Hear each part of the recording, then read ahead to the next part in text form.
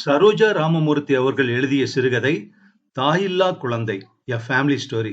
கேட்கலாமா? ஜானகி தெருத்திண்ணையில் உட்கார்ந்து குழந்தைக்கு வேண்டிய பனிக்குள்ளாய் பின்னிக் கொண்டிருந்தாள். சிவப்பும் வெளுப்பும் கலந்த நூலில் குள்ளாய் பாதி பின்னப்பட்டிருந்தது. பின்னிக் கொண்டிருந்தவள் குள்ளாயை இப்படியும் அப்படியுமாக திருப்பி பார்த்துவிட்டு யோசனையில் ஆழ்ந்தாள். நிறைமாத கர்ப்பிணியான அவளுக்கு அப்பொழுது எழுந்த யோசனை, இனி அவளுக்கு பிறக்கப் போகும் குழந்தையை பற்றியதை தவிர வேறொன்றும் இல்லை. அழகிய சுருண்ட முகம், சுருள் சுருளாக புரளும் கூந்தல், கடைசல் பிடித்த மாதிரி கால்களும் கைகளும், அழகிய கருவிழிகள், எடுப்பான மூக்கு, சின்னஞ்சிறிய வாய், மாம்பழ கதுப்பை போன்ற கன்னங்கள், இத்துடன் நல்ல சிவந்த நிறம். இவை போதாதா ஒரு மதலைக்கு? கட்டாயம் தன்னுடைய குழந்தை இவ்வளவு ரூப சௌந்தரியத்துடன் இருக்கும் என்பதில் அவளுக்கு சந்தேகமில்லை. அப்படித்தான் இருக்க வேண்டும் என்றும் அவள் மனம் தீர்மானம் செய்திருந்தது. ஒவ்வொரு நிமிஷமும் அவள் மனம் இதைத்தான் வேண்டிக் கொண்டிருந்தது. அழகிய குழந்தைகளை பார்க்குந்தோறும், குழந்தை கண்ணனின் படத்தை பார்க்கும் போதும் அவள் இதையே வேண்டினாள். ஜானகியின் யோசனை கலைந்தது. இதை நாளைக்கு முடித்து விடுவேன். பிறகு குழந்தைக்கு இதே நிறத்தில் சட்டை பின்ன வேண்டும் என்று வாய்விட்டு சற்று உறக்கவே சொல்லிக் கொண்டாள். அப்பொழுது தெரு கேட்டை யாரோ திறப்பது போல் சத்தம் கேட்டது. அவள் எழுந்து வந்து பார்ப்பதற்குள் 6 வயது பெண் ஒன்றும் 4 வயது பையன் ஒருவனும் வாசல் படியில் நின்று கொண்டிருந்தனர். அவள் சற்று முன் கற்பனை செய்த உருவத்தின் ஜாடையை அந்த குழந்தைகள் முகத்தில் கண்டாள். ஆனால் அவள் கற்பனை குழந்தையின் முகத்தில் சலனம் எதுவுமின்றி அமைதி நிலவியது. இந்த குழந்தைகளின் முகத்திலோ துக்கத்தின் சாயை படர்ந்திருந்தது. யாரு பாப்பா நீ என்று அந்த பெண் குழந்தையை பார்த்து கேட்டாள் ஜானகி. நாங்கள் கோடியாத்து பசங்கள் என்றது பெரிய குழந்தை.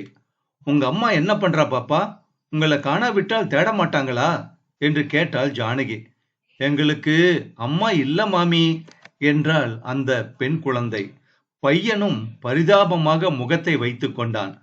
ஐயோ பாவம், தாயில்லாத குழந்தைகளா நீங்க என்றாள் ஜானகி. மாமி, அந்த குள்ளாய் யாருக்கு போடுறீங்க என்று கேட்டாள் அந்த பெண். பாப்பாவுக்குமா? இது குளிர்காலமானோ? அதுக்கு குளிராதோ, அதுக்காக போடுறேன் என்று கூறி ஒரு மாதிரியாக சிரித்து கொண்டாள் ஜானகி. பாப்பா எங்க மாமி இருக்கிறது என்று கேட்டாள் அந்த பெண்.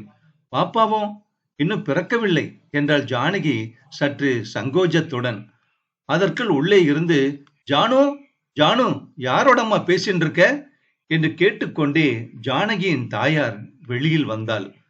ஓஹோ, இதுகளா? என்னவோ பாவம், 2 வருஷமாச்சு அவ அம்மா போய். பாவம், கிடந்து இதுகள் திண்டாடுகிறதுகள். தாயார் இல்லாவிட்டால் என்ன இருக்கு?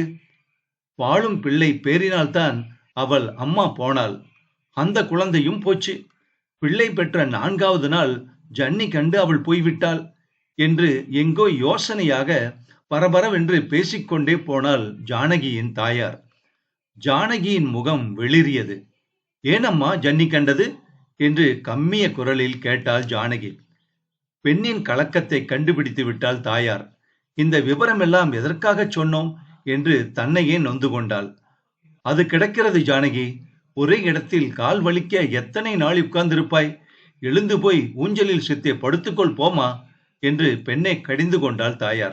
போகிறேன் அம்மா, அதுகளுக்கு ஏதாவது கொடுத்தனுப்பேன் பாவம்.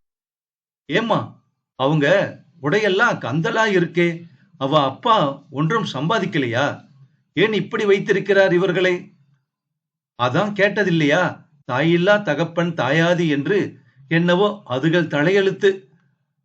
நாளைக்கு வாடியம்மா, என் ரவிக்கு ஏதாவது பழசாக இருந்தால் பார்த்து தரேன். கொஞ்சம் சின்னதா தச்சும் தரேன், ஏதோ குளிருக்கு போட்டுக்கோ என்று ஜானகி பரிவுடன் கூறினாள். குழந்தைகள் இருவரும் போய்விட்டனர்.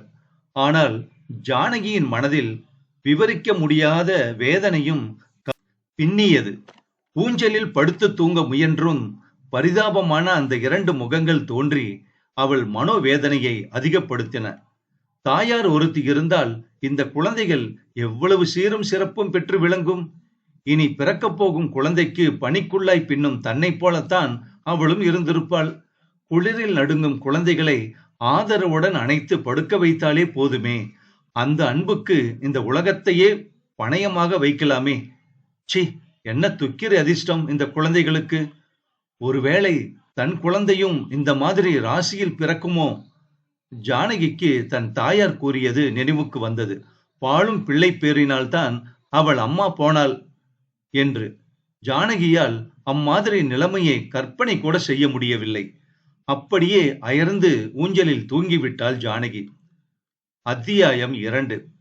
ஜானகி தூங்கி விழித்தபோது மணி 5:30க்கு மேல் ஆகியிருந்தது. வழக்கம் போல் இல்லாமல் அன்று அவளுக்கு உடம்பில் வேதனை ஏற்பட்டிருந்தது. என்னடிமா, தலை கூட பின்னிக்கொள்ளாமல் தூக்கம்? எழுந்து வா, அஸ்தமமாக போகிறது. தலை பின்னி விடுகிறேன், வா என்று ஜானகியை கூப்பிட்டாள் அவள் தாயார்.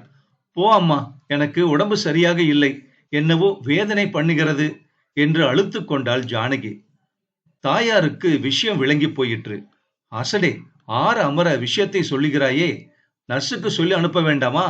ராத்திரி வேளையில் திடீரென்று எப்படி அழைத்து வருவது என்றாள் தாயார் கோபத்துடன். பிறகு மாடிக்கு சென்று ஜானகியின் தகப்பனாருக்கு விஷயத்தை கூறினாள்.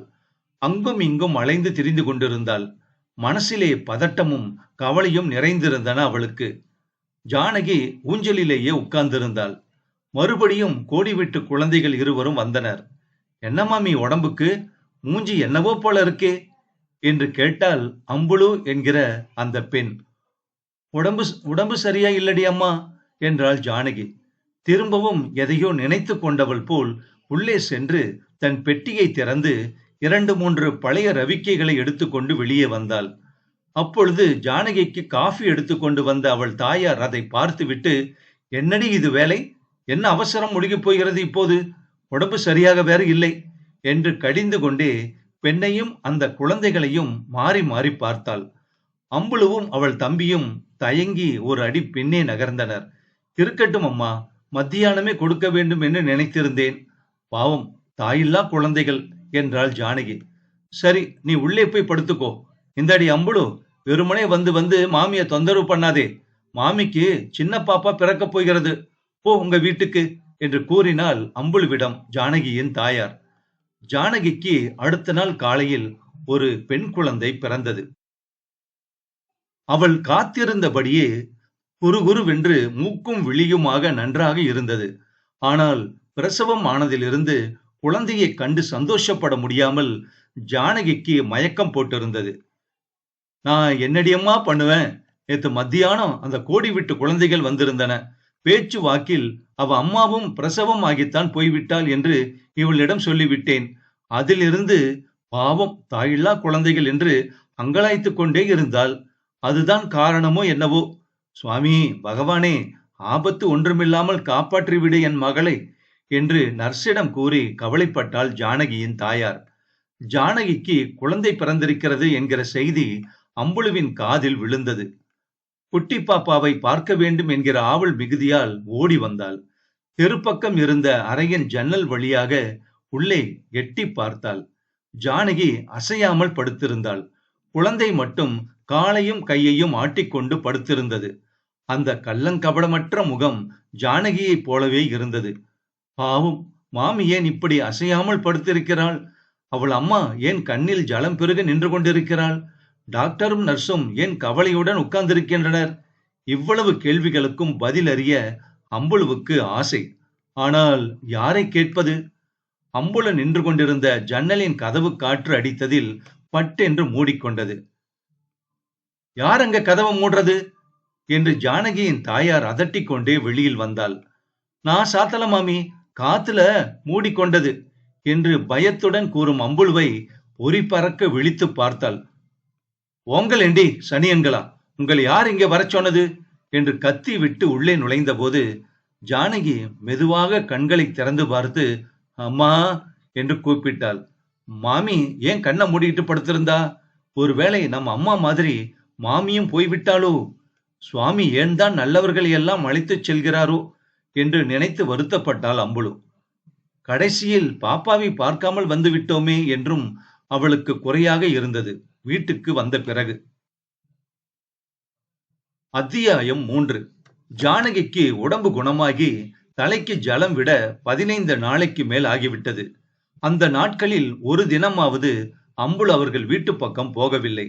ஜானகியும் இரண்டொரு தடவை, ஏனம்மா அந்த குழந்தைகள் இந்த பக்கமே காணோம் என்று தன் தாயாரை கேட்டாள். உடம்பை அலட்டிக்காதே அம்மா, நீ கிடந்த லட்சணத்துக்கு உனக்கு ஏன் இந்த வீண் விசாரமெல்லாம் என்று கோபித்துக் கொண்டாள் அவள் தாயார். புண்ணியாசனத்தன்று மாலை குழந்தையை தொட்டிலில் இட ஊர் அழைப்பதற்கு ஜானகியின் தங்கை புறப்பட்டாள். ஒவ்வொரு வீடாக அவள் ஏறி இறங்குவதை கவனித்த அம்புலு பயந்து கொண்டே, ஏண்டி உங்கள் ஆத்துல இன்னைக்கு என்ன என்று கேட்டாள். எங்க அக்கா குழந்தைக்கு தொட்டில் போடுறாங்க, நீயும் தான் வாய அம்புலு என்று அவளையும் குங்குமம் கொடுத்து அழைத்தாள் அந்த பெண். அம்புலுவுக்கு மாமியையும் குழந்தையையும் பார்க்க வேண்டும் என்கிற ஆவல் மிகுதியினால் அன்று ஜானகியின் தாயார் கோபித்துக் கொண்டதையும் மறந்து ஜானகியின் வீட்டுக்கு சென்றாள். கூடம் நிறைய எல்லோரும் உட்கார்ந்திருந்தார்கள். குழந்தைக்கு மையிட்டு பொட்டிட்டு நாமகரணம் செய்து தொட்டிலில் விட்டு தாலாட்டு பாட ஆரம்பித்தாள் ஜானகியின் தாயார். குழந்தை தன் சின்னஞ்சிறு கால்களையும் கைகளையும் உதைத்துக் கொண்டு விளையாடி கொண்டிருந்தது. ஜானகி மாதிரியே இருக்கிறது மாமி என்று ஒருத்தி கூறினாள். நன்னா இருக்கு, எங்க ஜானகிக்கு கண்கள் பெருசு, இவளுக்கு அப்படி இருக்காது போல இருக்கே என்று ஜானகியின் தாயார் மறுத்து கூறினாள். எல்லாம் அவ அப்பா மாதிரி தான் இருக்காள் என்று கூட்டத்தை விலக்கிக் கொண்டு வந்த ஜானகியின் பாட்டி குனிந்து தொட்டிலில் பார்த்து கொண்டே சொன்னாள். எப்படியோ நல்ல வேளையாக அம்மாவை பிழைக்க வைத்தாளே, அதுவே பெருசு, எப்படியாவது இருந்து விட்டு போகட்டும் என்றாள் ஒருத்தி. வாஸ்தவம் தாண்டி அம்மா, நான் எப்படி நடுங்கி போனேன் தெரியுமா அவள் பேச்சு மூச்சு இல்லாமல் கிடந்தபோது என்று பயம் தொனிக்க கூறிக்கொண்டே வெற்றிலை சீவல் கொடுக்க ஆரம்பித்தாள் ஜானகியின் தாயார். எல்லோரும் வாங்கிக் கொண்டீர்களா, குழந்தைகள் எல்லோரும் வாங்கிக் கொண்டார்களா என்றும் விசாரித்தாள். வாயிற்படி அருகில் சுவரோரமாக நிழலில் நின்று கொண்டிருந்த அம்புலுவை யாரும் கவனிக்கவில்லை. தொட்டிலை சுற்றி வளைத்து நின்று கொண்டிருந்த கூட்டத்தை விலக்கி உள்ளே சென்று ஒரு தரமாவது பாப்பாவை பார்க்க மாட்டோமா என்று அவள் குழந்தை மனம் துடித்தது. அதற்கு வேண்டிய தைரியம் அந்த குழந்தைக்கு ஏற்படுமா? ஒவ்வொருவராய் எல்லோரும் போய்விட்டனர். ஜானகியின் தாயார் ஏதோ வேலையாக உள்ளே போனாள். அம்புலு மெதுவாக தொட்டில் அருகில் வந்தாள். பாப்பாவை குனிந்து பார்த்தாள். உள்ளன்புடன் அதன் கன்னங்களில் முத்தமிட்டு கொண்டாள். குழந்தையை எடுக்க வந்த ஜானகி அம்புலுவை பார்த்துவிட்டு, ஏண்டியம்மா நீ பழம் வெற்றிலை வாங்கிக் கொண்டாயோ, ஏன் நீ வரவே இல்லை என்று பரிவுடன் கேட்டாள். ஜானகி, நான் வந்து குழந்தையை எடுத்து தரமாட்டேன், நீ ஏன் அழைகிறாய் என்று கூறிக்கொண்டே உள்ளே இருந்து வந்தாள் அவள் அம்மா. அந்த குழந்தைக்கு பழம் இருந்தா கூடம்மா, பாவம் என்றாள் ஜானகி. எல்லாம் வாங்கிட்டு இருப்பா, ஏண்டி இப்படி பரிந்து பேசுற? அம்புலி பரிதாபமாக ஜானகியை பார்த்தாள். பேசாமல் வாசற்படி இறங்கி ஒரு முறை அவளை திரும்பி பார்த்துவிட்டு கேட் அருகில் சென்றாள். ஜானகி எதையோ நினைத்து கொண்டு வெற்றிலை தட்டில் கிடந்த 2 பழங்களை எடுத்துக்கொண்டு, பாப்பா போகாத, இந்தா என்று கேட் அருகில் சென்று அம்புலுவின் கையில் பழங்களை கொடுத்தாள். உள்ளே, நன்னா இருக்கு அதிசயம், நீ கிடந்த கிடப்புக்கு உடம்பு அலட்டிக்கிறதா இப்படி என்று பெரிதாக இறைந்தாள் அவள் அம்மா.